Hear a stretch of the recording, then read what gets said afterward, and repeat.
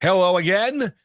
I'm Tripp Rogers. He's the Hall of Famer Mike Sheck. We are the Fantasy Sultans getting ready for week number 10 in the NFL.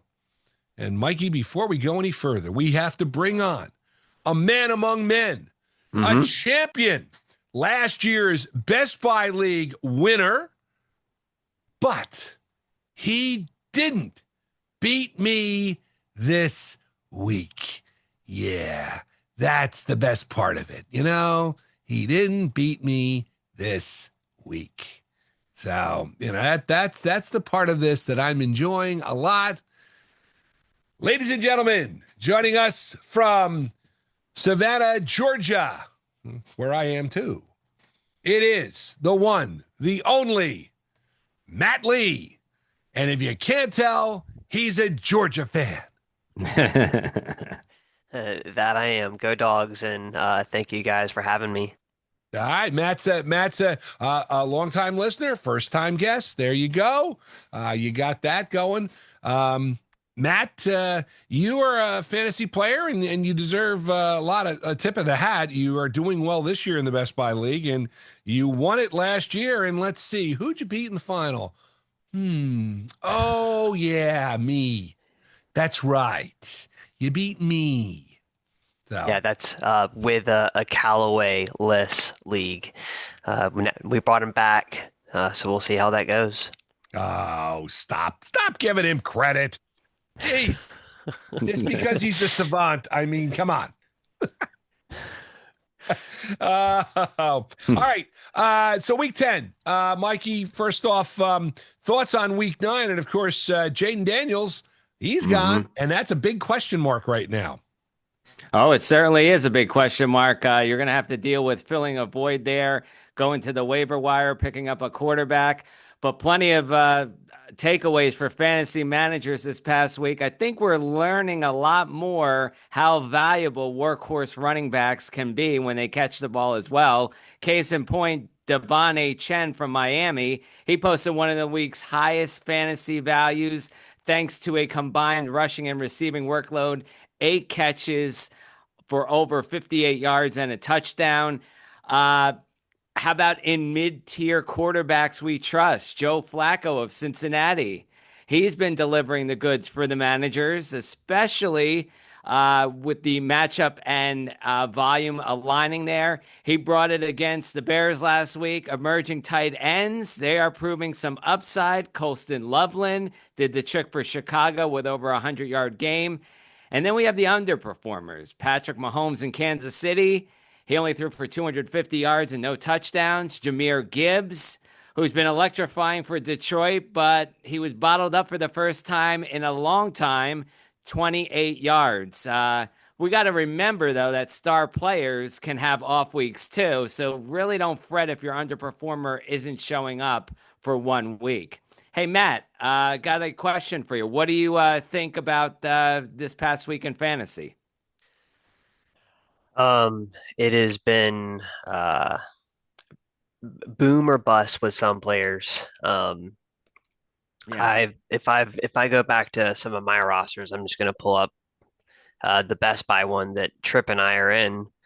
Um, I've got someone like Rishi Rice, who he had his first game back was great, and then last week was Williams. Last week, I needed him to go up against Tripp in the league that we're all in, and he didn't hit his number either. So, but he's been going off all year. He's been one of the biggest surprises that we never expected to come around. So, I've I don't know. It's sometimes it's really hard to read and know who to put in the right spot. So. The fact that week 9 followed the Buymageddon week 8, and week 9, you the other part of the buys was you had 2 solid teams that were on bye, and a lot of teams lost players because I didn't say lost, but they're on bye, so they can't start them. And I think that's what made week 9 so difficult.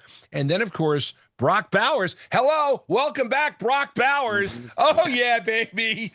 and again, Matt was one of those people who pointed out you didn't tout Brock Bowers in your pre-draft special, and there's a reason, because we wanted him. We wanted him and we got him. There's a reason. 43 points, baby. Yeah. We love it. We love it. Don't you love overtime games? Man, that helps out so much. Well, overtime games. And the other thing was on last Saturday, I went down to Tallahassee for the Wake Forest Florida State game.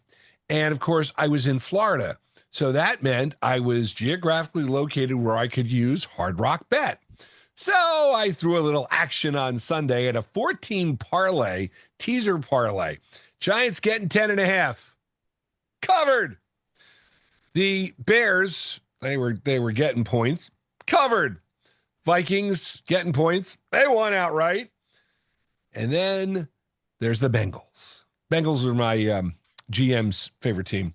They were down by 14 points. Joe Flacco throws an interception. 2 minutes left. I'm like, toast. Gonna lose this bet because of that. And I turned it off in disgust. I looked back about half hour later.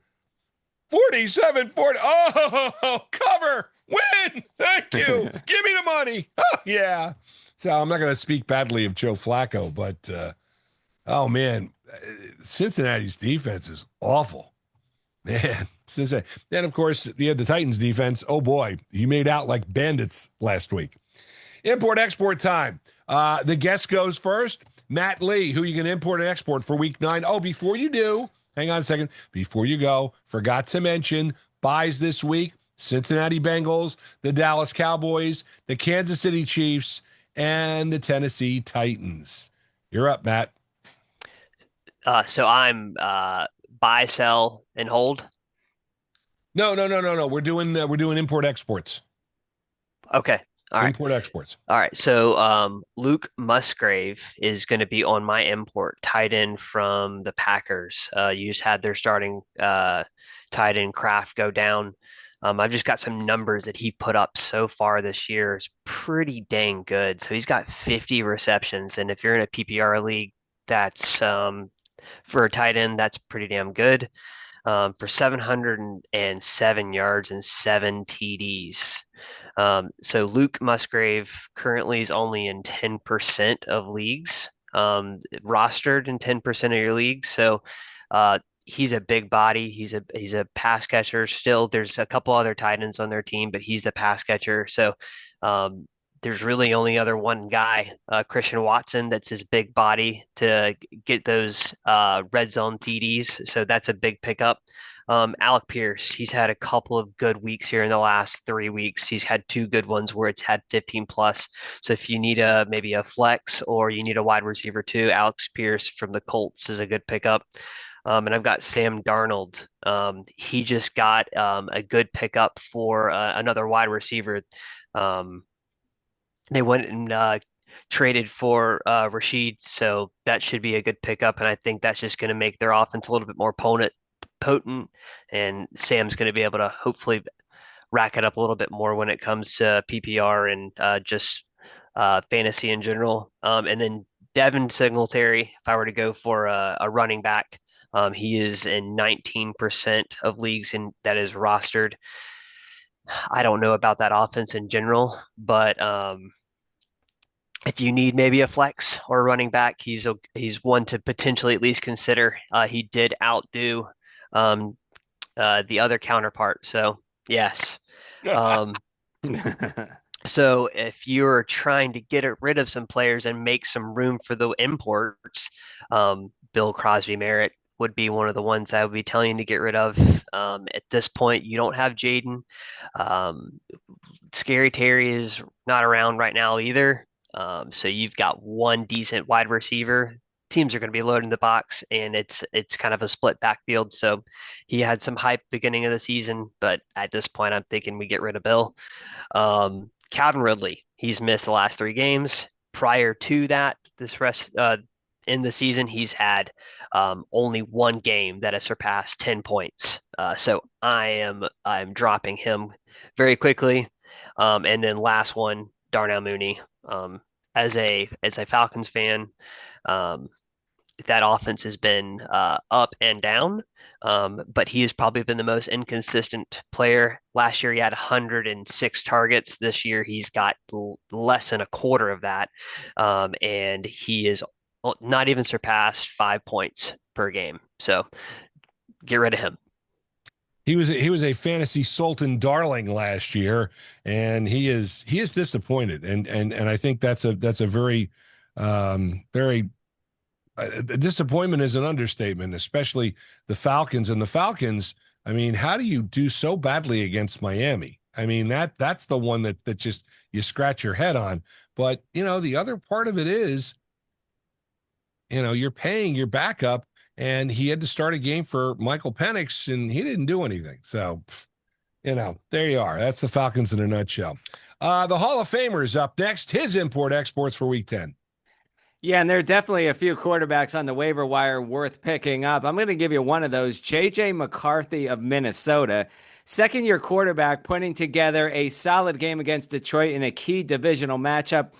His upcoming matchups are excellent, too. 5 against teams with the most fantasy points to allow to quarterbacks: Chicago, Washington, Dallas, and the New York Giants. And we're talking about the regular season going about 5 or 6 games, give or take, left of the season. He would certainly help your team out.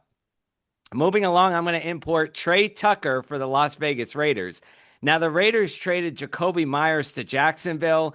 This is an instant bump for Tucker. He also had a big performance in Week 3 against Washington with 145 receiving yards and 3 touchdowns, 40 fantasy points. Now, I realize there's a caveat here. We're talking about Geno Smith leading that offense, and I don't really put much stock in Geno Smith, but I do think that Trey Tucker can get the production that he needs in that offense to be a viable fantasy starter. All right, your roster probably needing a tight end after Tucker Kraft. Well, Colston Loveland, he should be your target for this week. Last week, Loveland broke out in a big way for Chicago, 6 receptions for 100 yards, 2 touchdowns. He recorded the first 100-yard performance as a rookie tight end.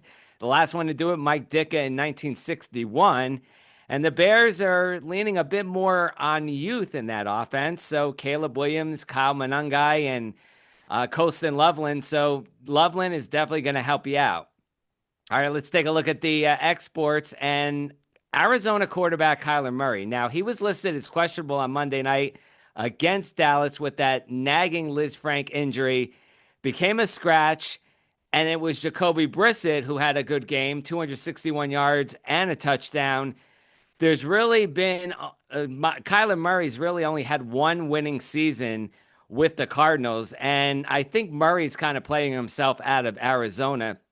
He's definitely playing himself out of lineups for fantasy owners. Hasn't really started in a month and could be out even longer, so I would export him. Another player you really don't want to roster, Nick Chubb in Houston. Big name, big move, but the problem is the Texans' offensive line has been a huge problem. And then he's also has hurdle number 2 to deal with. That is Woody Marks, who has been uplifting for the Texans, 67 carries, 241 yards, and 3 games of the last 5 with 10 or more fantasy points. And then finally, we go to a wide receiver who really got a lot of attention as a rookie heading into the draft. Really hasn't lived up to expectations. Matthew Golden in Green Bay. Green Bay's been up and down. They're all across the board. They lose to Cleveland, they lose to Carolina, but they win against Pittsburgh and Detroit. So it's just crazy how Green Bay has played this year, up and down. But Matthew Golden really hasn't been putting out the production that fantasy owners expected. So I would move him off your roster. And I thought you made a great point when you were talking about the Bears, because the Bears offense has kind of changed. And Ben Johnson is the head coach there. And I thought I still think Caleb Williams, is so erratic as a quarterback. And you speak about erratic. How about the fact that supposedly his number 1 receiver, Rome Odunze, got goose egg last Sunday. Nothing. And you're talking about an offense that was hitting on all cylinders except one. And Caleb Williams, I mean, again, I don't know, but that Chicago offense, you got to watch out. And they've got some big games coming up. We'll see how they go. All right, let's go to import exports for me. And I'm going to start with Marcus Mariota, quarterback of the Washington Commanders. All right, this is what you've got to face, and this is the reality you have to face. And we sat there last week and ripped Stephanie because she cut Jaden Daniels. She kept Sam Darnold, and she kept Caleb Williams. Well, who's the smart one this week? Because Jaden Daniels probably out the rest of the regular season for fantasy. So the question becomes, what do you do? And who do you get as a replacement? How about his replacement? Marcus Mariota for the Washington Commanders. Now, he started 3 games this year in relief of Daniels, and he'll be back in the starting lineup. He's a solid streaming option if you're in a super flex league as a quarterback number 2. 3 starts, he's averaged 192 yards passing and just about 30 yards rushing. Total 5 TDs and 3 interceptions. Now, Washington's remaining strength of schedule is the 11th easiest for quarterbacks. Week 10, he's got Detroit, which allows 11 most fantasy points to quarterback. Then the following week, he'll go to Miami. Oh, yeah, that's nothing. Week 12 bye, then a trip to Denver. And then if he closes out the season, he will get a Week 17 matchup against the Dallas defense that just stinks. Green Bay Packers wide receiver Christian Watson. You've heard him talked about before. Tucker Kraft down with an ACL strain. And also Matthew Golden injured his shoulder. So it looks like more playing time and opportunities for Watson, who was erratic to start the season. And that was one of the reasons why he was on the waiver wire. He's second most among Packer receivers in route rate, target share, and receiving yards. And that was because, again, he had been out for a lot of time because of an injury. The Packers have the 11th easiest schedule for wide receiver scoring, weeks 11 through 14. Now, this week, the Packers play the Eagles. Now, that's a negative for a wide receiver. But listen, if he's available and you need somebody, you might as well grab him. He's averaging just over 71 yards per game receiving and 23.8 yards per catch. Another wide receiver is Parker Washington in Jacksonville. Travis Hunter on IR, injured his knee in practice last week. Washington made a second start of the season, and he looked like Jacksonville's best receiver against the Raiders. He had 8 receptions, 90 yards. Brian Thomas Jr. left early with an ankle injury in last week's game, and De'Ami Brown suffered a concussion. So Parker could be the number 1 receiver if Thomas misses time. Now, Jacoby Myers cools that upside a little bit. Strength of schedule, not good, but they go to the Texans, and it's going to be a tough week. You want to maybe think about Washington as a deep league wide receiver for flex option, but we'll see what happens. And again, that's kind of the situation you have in Jacksonville because of injuries. Another wide receiver, which we were down on earlier this year, which I think is better, Cedric Tillman for the Cleveland Browns. Now, he is designated to return from IR. He can come in this week. He may be somebody you want to buy and stash. He will go to the wide receiver 2 role when he comes in. Isaiah Bond will go back to wide receiver number 3. Of course, this is a different offense. Tillman injured his hamstring in week 4. He was number 2 wide receiver and was doing rather well for the Browns. Now, it's going to be interesting to see what kind of relationship he has with Dylan Gabriel because of the fact that Gabriel took over after he went down on injury. Tillman's upside's not good, but he's still going to get plenty of snaps as number 2 receiver. He's a potential bye-week flex option. Drop or export. Evan Ingram of the Broncos. Tight end has only had 1 game with more than 10 PPR points. He bottomed out in week 10, didn't catch any of his 3 targets. You can go elsewhere. I think you would do better. As we continue on the Fantasy Sultans, Matt Lee is our guest, and we're going to do the segment we started a couple weeks ago, buy, sell, hold. Gentlemen, I will give you 3 options. You tell me buy, sell, or hold. The three options are Chase Brown for the Cincinnati Bengals, Kyle Monangai for the Chicago Bears, and the Seattle defense. Our guest, Matt Lee, you go first. Man, you gave me some tough ones there. I'm not going to try and I'm not going to try and pronounce the running back from Chicago's name, but I will hold Chicago running him. back. We'll just call him Chicago running back. Make it easier. Perfect. I'm going to hold him. We'll see how DeAndre Swift goes here. If he can stay healthy, he's gone with this growing thing for at least 4 or 5 weeks, and he's the first week last week that he has not been able to play. So I will hold him. Brown, I'm going to sell. He has been under uh, performing for quite a long time. He's been like you keep him because you just hope because he's on this offense. And I guess I'm buying the defense. I'm buying Seattle's defense, I guess. Okay, that's fine. That's fair. Hall of Famer, you're up next. Well, I'm going to buy Monangai because I just think that he's got a huge potential in Chicago. I mean, you talk about what I was saying earlier about the young talent, Caleb Williams.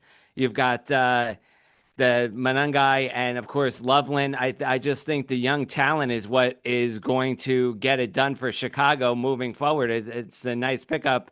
I would say to hold the Seattle defense. I actually have the Seattle defense in the Sultans League, so I'm not getting rid of them. And I'm going to sell Chase Brown. I like you said, Matt. I'm just not a believer in Cincinnati's running game right now. Joe Flacco in the passing game has been efficient, but Chase Brown has been up and down and hasn't really delivered. All right. I should mention that this is from our buddies at the Draft Sharks. This is where I got the idea from. I don't want to be accused of stealing without giving proper credit. Now, we did this a couple weeks ago. We did week 7. We did Amika Mbuka, buy, sell DK Metcalf, hold Roma Dunze. Okay, last week they had buy Brock Bowers, sell T. Higgins, and hold Rashee Rice. All right, this week, Chase Brown is a buy. With Sanjay Perine week to week due to a high ankle sprain, Chase Brown will see a short-term bump as he had 14 targets in week 9.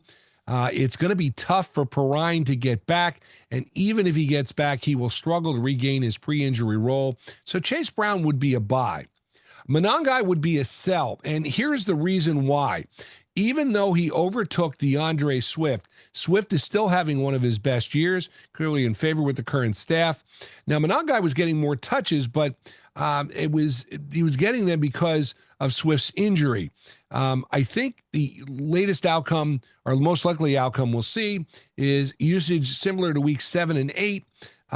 You saw Swift get a larger role, and Monangai took over, overtaking Swift as the primary back. But I think Monangai, this could be your chance to get some value for him.